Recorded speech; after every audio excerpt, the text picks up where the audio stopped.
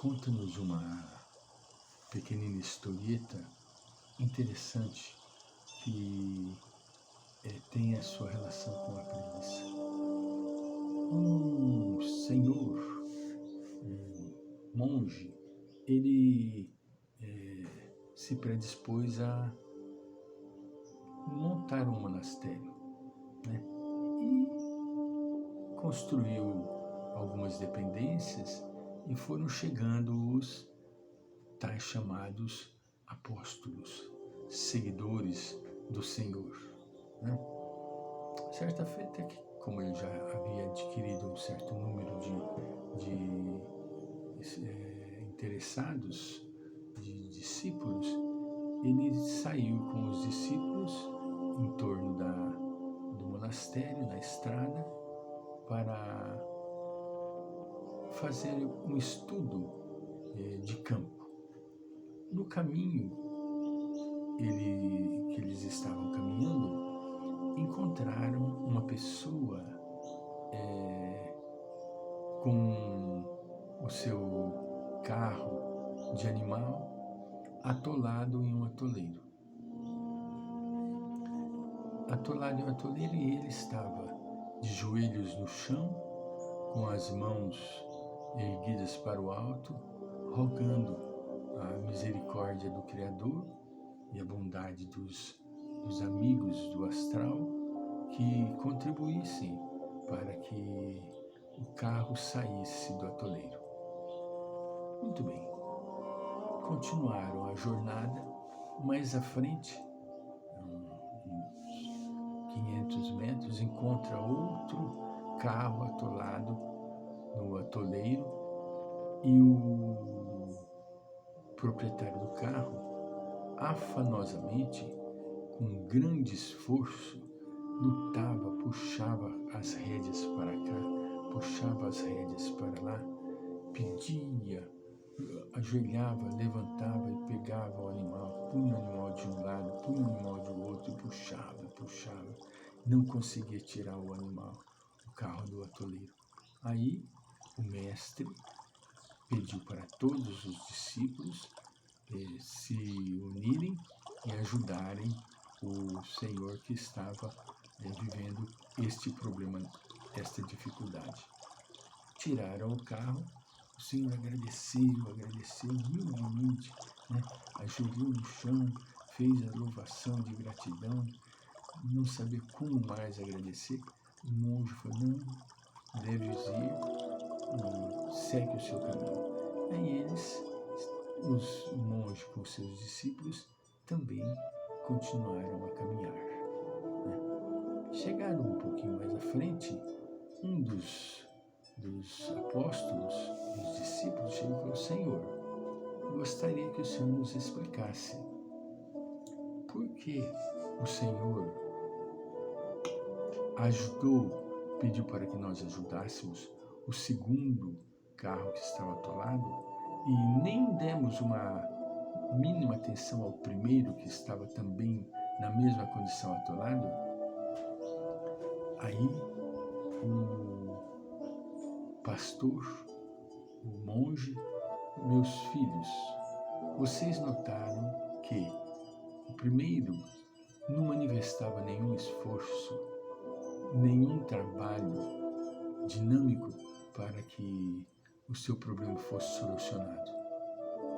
Ele simplesmente estava pedindo para o Senhor que lhe enviasse um auxílio, né? O Senhor não ia descer das alturas para ajudá-lo, né? Mas o segundo ele estava lutando com grande força, puxando uma maré para cá, uma maré para lá, para que ele saísse, as rodas saíssem do atoleiro, com grande sofrimento e grande esforço. Então este segundo mereceu pelo esforço e trabalho que estava fazendo para tirar o carro do atoleiro, enquanto que o outro, preguiçoso, só ficava pedindo para o alto, para os benfeitores que o ajudassem. Então nós devemos aprender o seguinte, que Vamos ajudar a todos, mas, primeiramente, vamos observar se a pessoa está fazendo jus ao atendimento. O primeiro não estava fazendo jus, porque estava numa condição de preguiça. Em relação a qualquer um dos motivos que desencadeiam a preguiça, em relação a qualquer um motivo que desencadeia a preguiça, segundo Joana de Ângeles, conforme referidos, né, a baixa estima e a fuga psicológica são os fatores predominantes nesse comportamento doentio.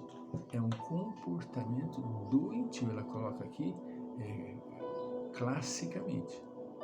São os fatores predominantes nesse comportamento doentio. O corpo, continua Joana, é um instrumento do espírito que necessita de exercício, de movimentação, de atividade, a fim de preservar a própria estrutura. É claro, nós não vamos conseguir ter saúde se nós ficarmos no leito deitado, de forma alguma. Nós necessitamos nos exercitar.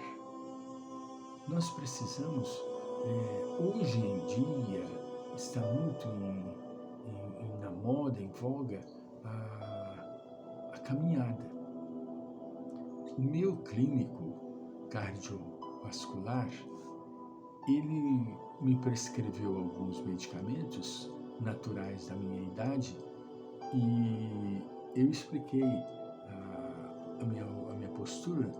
Ele me prescreveu 3 medicamentos e quando eu falei que eu estava fazendo caminhada, ele falou, então você tem 4 medicamentos, porque a caminhada é um medicamento abençoado para o músculo cardíaco, para fazer com que haja a motivação sanguínea e evite as doenças, que são doenças coronarianas comuns e muito comuns, muito fáceis de atingir o idoso na idade em que nós nos encontramos. Então, caminhar, fazer o corpo estar em atividade, não é?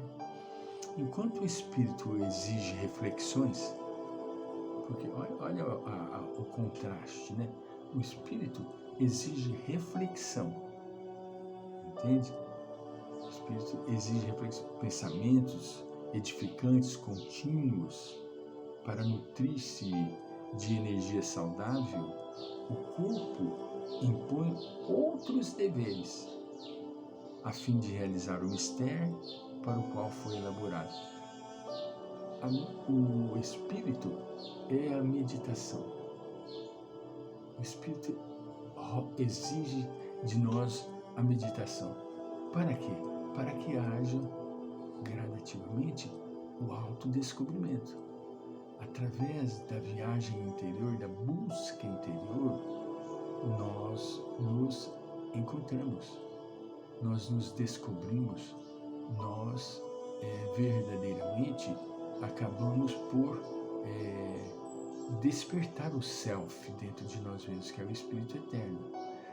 Mas o corpo precisa de movimento.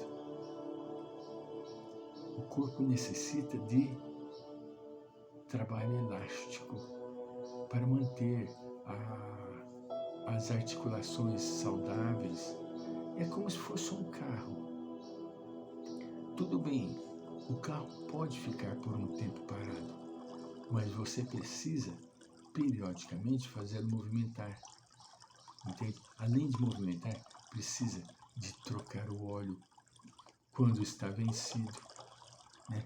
A água quando está vencida, quando o carro é refrigerado a água, entende? Então, nós somos um mecanismo orgânico, com toda essa estrutura que exige de nós atenção correta, atenção certa, né? A indolência, continua Joana, paralisadora pela falta de ação, conduz à flacidez muscular. Olha, flacidez muscular, a perda de movimentação, as dificuldades respiratórias, digestivas, num quadro doentio que tende a piorar cada vez mais caso não haja uma reação positiva.